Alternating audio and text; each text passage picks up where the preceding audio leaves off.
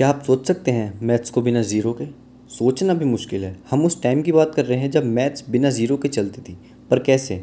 आपको क्या लगता है चाँद पर पहुंचना आसान था बिना ज़ीरो के?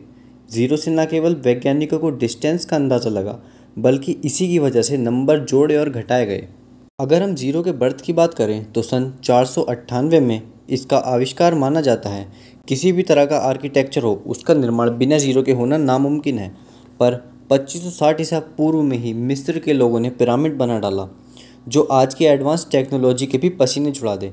अब आप सोच रहे होंगे कि बिना ज़ीरो के इतने बड़े बड़े निर्माण का जोड़ घटाव कैसे किया गया होगा, तो आज हम इसी बारे में जानकारी आपको देंगे।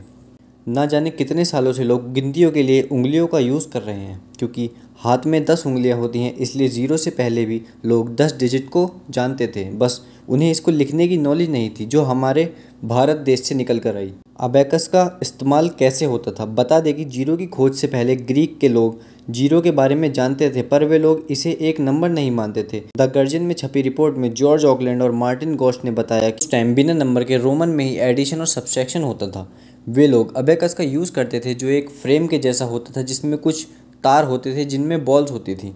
यह काउंटिंग के लिए ही काम आता था। उस टाइम के लोग ज़ीरो की जगह डॉट का यूज़ करते थे। उसके बाद भारत के दिए हुए एक अनमोल तोहफे ज़ीरो ने उसकी जगह ले ली। अब कुछ लोगों के मन में यह सवाल रहता है कि आखिर रावण के 10 सिरों को गिना कैसे गया? तो हम सभी जानते हैं कि जीरो का आविष्कार आर्यभट्ट ने किया, लेकिन ऐसा माना जाता है कि 1 से लेकर 9 तक की गिनती की खोज अरब लोगों ने की। आज दुनिया भर में जो गिनती यूज़ होती है उसे अरेबिक न्यूमेरिक सिस्टम कहा जाता है। अब सवाल यह है कि रावण के 10 सिर और कौरवों की संख्या 100 को कैसे गिना गया?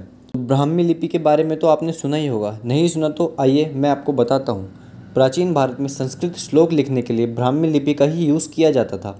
इस लिपि में ज़ीरो नहीं था, पर 1 से लेकर 10 तक हर नंबर के लिए एक साइन होता था, एक चिन्ह होता था। जैसे अगर अब 11 लिखना हो तो 10 नंबर का साइन और 1 नंबर का साइन यूज़ होता था। ऐसे ही गिनतियों को आगे बढ़ाया जाता था। आप अपनी स्क्रीन पर देख सकते हैं कुछ साइन जो ब्राह्मी लिपि से लिए गए हैं। तो अब आप समझ गए होंगे कि कैसे रावण के 10 सिर या कौरवों की संख्या 100 कैसे गिनी गई।